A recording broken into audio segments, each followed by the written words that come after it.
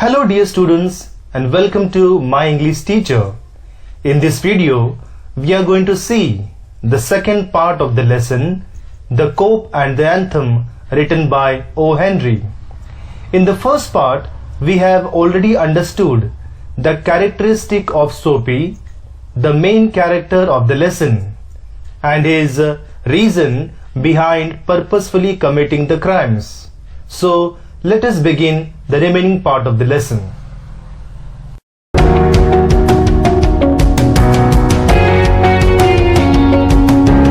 Disconsolate, Soapy stopped his unavailing racket.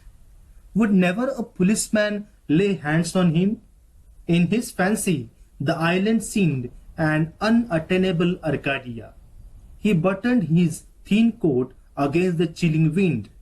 The Soapy रस्त्यावरून चालत असताना तो खूप डिस्कन्सोलेट झाला होता, व्हेरी अनहॅपी झाला होता. का? तर he was thinking that will it never happen that police will catch him, arrest him and carry him to the jail. So because the jail, the island seemed and unattainable Arcadia. अर्काडियाचं meaning दिले बघा, a mountainous district in the Peloponnesus of southern Greece. So it is a place where the people wish to go. He buttoned his thin coat against the chilling wind. So as I've told you earlier, as the winter was coming close, the atmosphere, the climate was very cold. So he buttoned his blazer and tried to prevent him from the cold. In a cigar store, he saw a well-dressed man lighting a cigar at the swinging light.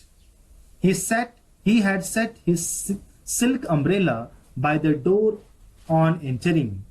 Soapy stepped inside, grabbed the umbrella and sauntered off with it slowly. The man at the cigar light followed hastily. तो सोपी ज्यावेळेस एका रस्त्यावर उभा होता, त्याने पाहिलं की एका पान टपरी समोर, एका दुकानासमोर एक व्यक्ती सिगार ओढण्यासाठी थांबला होता आणि त्याने आपली जी छत्री आहे, सिल्क अम्ब्रेला, त्याने एका कोपऱ्याला ठेवलेली होती. सोपीने ती छत्री पाहिली आणि तो हळुवारपणे तिथे गेला आणि तो छत्री उचलून चालू लागला. माय अम्ब्रेला, ही सेड स्टर्नली. लगेचच तो व्यक्ती म्हणाला, माय अम्ब्रेला, माझी छत्री आहे ती, तू का घेतलीस? Oh is it? Sneered. Sneered means तिरस्कार करणे. Sneered Soapy, adding insult into petty larceny, means a theft of personal property. Well, why don't you call a policeman? I took it. Your umbrella. Why don't you call a cope? There stands one on the corner. तर सोपी स्वतःहून त्याला म्हणाला की if it is your umbrella, you are welcome. You call the police. Get me arrested. I will go in the jail. The umbrella owner slowed his steps. Soapy did likewise, with a premonition that luck would again run against him. तर सोपीचा तो मोठ्याने दिलेला आवाज पाहून तो umbrella man थोड्या वेळ थबकला. Premonition म्हणजे बघा, a strong feeling that something unpleasant is going to happen. The policeman eyed at the two क्युरियसली.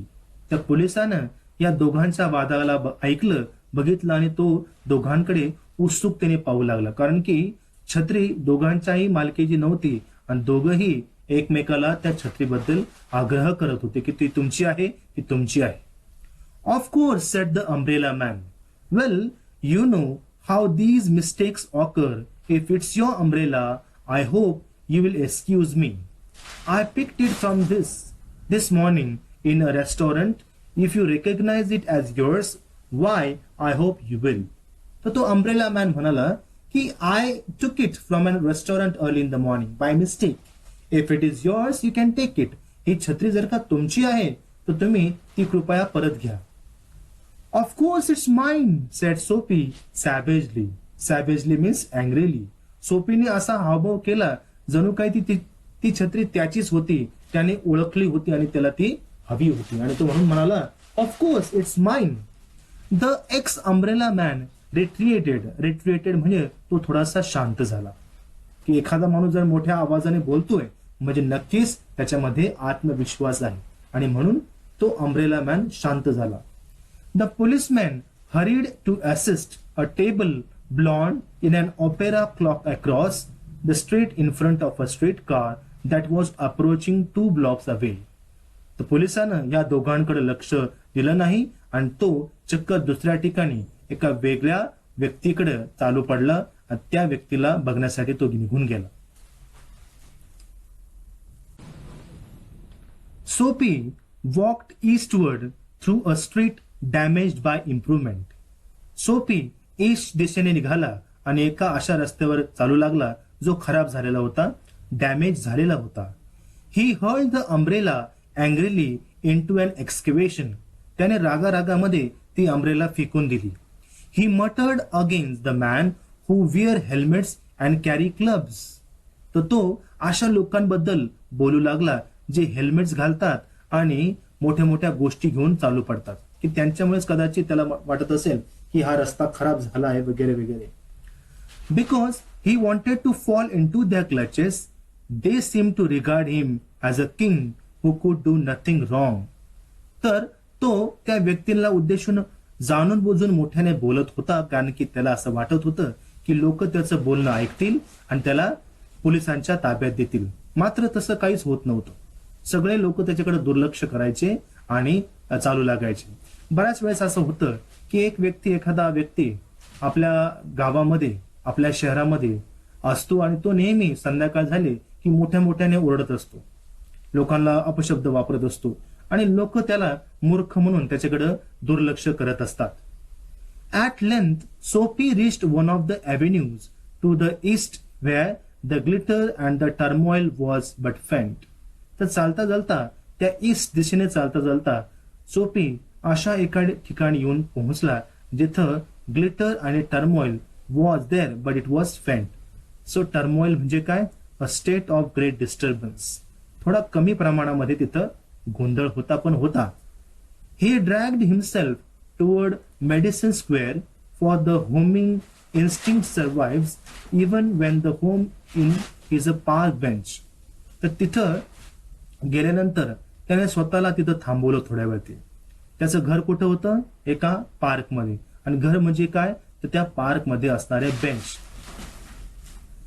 But on an unusually quiet corner Soapy came to a standstill. Here was an old church quaint and rambling and gabled. तर त्या ठिकाणी गेल्यानंतर Sophie एका church समोर, एका old church समोर येऊन थांबला आणि त्या चर्चसाठी त्यांनी 3 शब्द वापरलेत. How was a church? It was a quaint. Quaint. Is the meaning given here? No, it is not. Quaint, yes. Quaint means old-fashioned. And rambling. Rambling here means spreading or winding irregularly in various directions.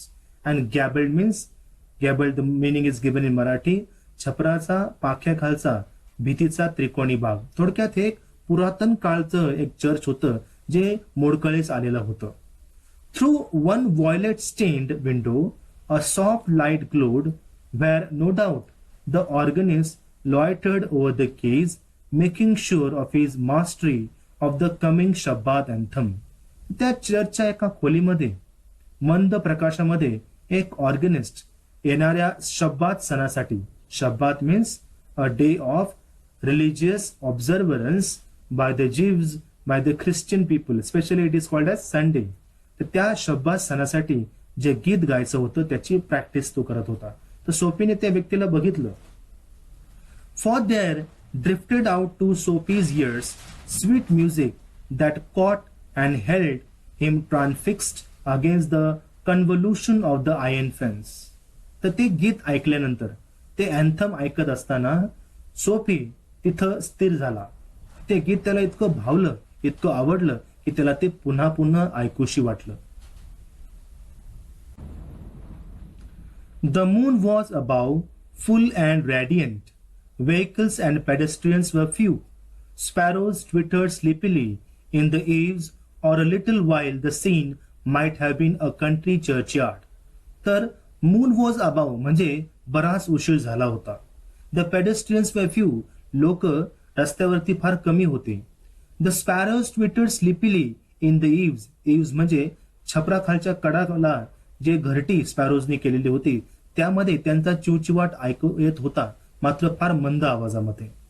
And the anthem that the organist played cemented Soapy to the iron fence. तो church मधल्या एका खोलीमध्ये तो व्यक्ती जे organ वाजवत होता, जे अँथम वाजवत होता, ते ऐकून सोफी बराच वेळ तिथे स्तब्ध झाला. सिमेंटेड होणे म्हणजे स्थिरावणे, एका ठिकाणी स्तब्ध उभा राहणे. For he had known it well in the days when his life contained such things as mothers and roses and ambitions and friends and immanicual thoughts and callers. तर सोफीला त्याचे जुने दिवस आठवले की ज्या काळामध्ये तो त्याच्या आईजवळ होता, लोक त्याच्या आजूबाजूला होते आणि काही इमॅक्युएट म्हणजे पवित्र निष्कलंक विचार त्याच्या मनामध्ये होते. आणि अशा दिवसांना तो आठवून, चांगल्या दिवसांना आठवून तिथे एका ठिकाणी स्थिर उभा होता. The conjunctions of Sophie's receptive state of mind and the influence about the old church brought a sudden and a wonderful change in his soul. तर सोफी ज्यावेळेस चर्च समोर उभा होता आणि त्या अँथमची जी धून ऐकून, ते गीत, ते बोल ऐकून तो जुन्या दिवसांमध्ये, जुन्या दिवसांची आठवण करू लागला. आणि त्याला विचार आला की तो किती चांगला व्यक्ती होता, तो पूर्वी कसा होता आणि त्याची परिस्थिती आता कशी झाली आहे. आणि असं विचार करता करताच त्याच्यामध्ये, त्याच्या सोलमध्ये, त्याच्या आत्मेमध्ये, त्याच्या मनामध्ये एक बदल झाला. तो चांगला विचार करू लागला, तो एक पॉझिटिव्ह व्यक्ती झाला. He viewed with rising horror the pit in to which he had टंबल्ड.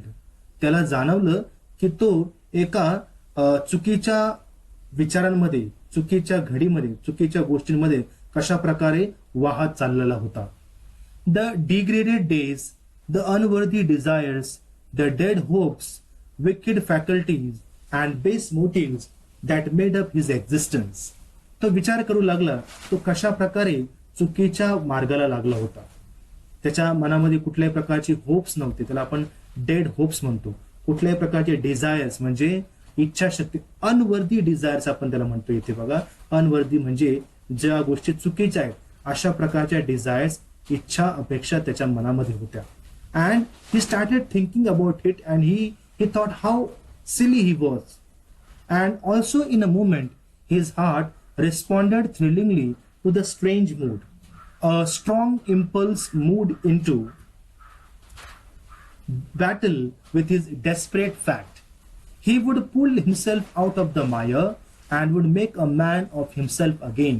तर त्याच्या मनामध्ये अचानक आपल्या ज्या चुकीची कृत्य आहेत त्याबद्दल त्याला भय वाटू लागलं, त्याबद्दल त्याला शरम वाटू लागली आणि त्याच्या मनामध्ये विचार आला की आपण या गोष्टींना आता सोडून देऊया आणि एक चांगला व्यक्ती होण्याचा प्रयत्न करूया. He would conquer the evil. तो दुष्टाला पराजित करेल. इविल म्हणजे दुष्ट, दुष्ट आत्मा. He would conquer the evil that had enslaved him. ज्या दुष्ट आत्म्याने त्याला गुलाम बनवलं होतं त्याच्यापासून तो आता सुटका मिळवणार होता. There was a time he was young yet he would resurrect his old eager ambitions and pursue them without faltering. Resurrect म्हणजे बघा पुनरुत्थान होणे, पुनर्जीवन मिळणे, आणि फॅल्टरिंग म्हणजे लुझिंग स्ट्रेंथ. तर एक काळ असा होता की तो चांगल्या गोष्टींना अचीव करण्यासाठी झगडत होता आणि आता त्याची ती वेळ आली होती की त्याला परत त्या गोष्टींची जाणीव झाली होती की आपण आता एक चांगला व्यक्ती बनूया. Though solemn but sweet organ notes had set up a revolution in him. त्या ऑर्गनिस्टच्या ज्या नोट्स होते गाण्यांचे, त्या गाण्याच्या त्या धूनमुळे, त्या संगीताचे जे बोल होते, त्या गाण्याचे जे बोल होते, त्यामुळे त्याचं मन परिवर्तन झालं होतं. Tomorrow he would go into the roaring downstream district and find work. A fur importer had offered him a place as a driver. He would be somebody in the world. He would be. So he started thinking about his future now. त्याला आठवलं की एका fur इम्पोर्टरने, एका फरचा व्यवसाय करणाऱ्या व्यक्तीने, fur म्हणजेच आपण ज्याला लोकर म्हणतो किंवा वेगवेगळ्या प्राण्यांचे जे केस असतात त्याच्यापासून बनवलेल्या गोष्टींना फर म्हटलं जातं. तर त्या फरचा इम्पोर्ट एक्सपोर्टचा बिझनेस करणाऱ्या व्यक्तीने त्याला जर ड्रायव्हर म्हणून ऑफर दिलेली होती आणि तो विचार करू लागला, आता मी काहीतरी होणंच दाखवलं. Sophie felt a hand led on arm, he looked quickly around into the impassive face of a policeman. तर सोपीने तेवढ्याच बघितलं, जाणवलं त्याला की त्याच्या खांद्यावरती कोणीतरी हात ठेवला आहे आणि तो चक्क एका पोलिसाचा होता. तो पोलीस त्याला म्हणाला, "what are you doing here?" asked the officer. "Nothing," said Soapy. "Then come along," said the policeman. "काहीच करत नाहीस तू? नक्की चल तर माझ्या बरोबर." 3 months on the island, said the magistrate in the police court the next morning. तर सगळ्यात शेवटी आपण पाहतो की ह्या कहाणीचा जो क्लायमॅक्स जो असा आहे की ज्यावेळेस सोपीला त्याच्या चुकांची जाणीव झाली त्यावेळेस त्याला कैद झाली. त्यावेळेस त्याला जजने असा हुकूम सोडला की याला अरेस्ट करावी आणि 3 महिन्यासाठी त्याला त्याच ब्लॅकवेल्स आयलँड वरती न्यावं जिथे त्याला जाण्याची इच्छा होती. मात्र now let us see the last episode of this story in the picture format. Soapy felt a hand on his arm. He looked quickly around into the broad face of a cope. "What are you doing hanging around here?" Soapy said. "Nothing." Police said, "You think I believe that? Come along with me." Full of his new strength, Soapy began to argue, and it is not wise to argue with a New York cop. 3 months prison on the Black Whales Island, the judge said. So now, after studying this lesson, I hope you've understood the moral of the story, the theme of the story. So the first question for you people is, तुमच्यासाठी पहिला प्रश्न आहे, what is the theme of the story, the cope and the anthem? तर या लेसनची theme काय आहे असा प्रश्न विचारलाय. तर ब्लॅक हँडरायटिंग मध्ये मी ते मेन्शन केलंय. The theme is freedom and confinement, म्हणजेच स्वातंत्र्य आणि बंदिवास. O Henry turn this theme upside down and shakes it in this story. The cop and the anthem is about a free man, Soapy, trying to get thrown in a jail. Over the course of the story, Soapy begins to discover that he is a prisoner of his own mind and that he can choose a better life.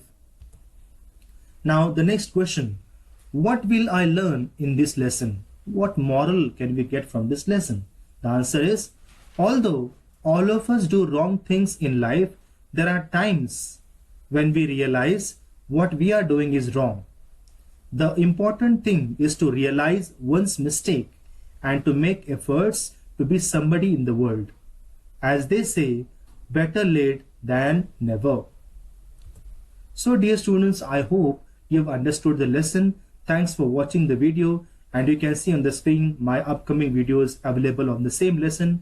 Please subscribe to our YouTube channel, that is My English Teacher. Thank you.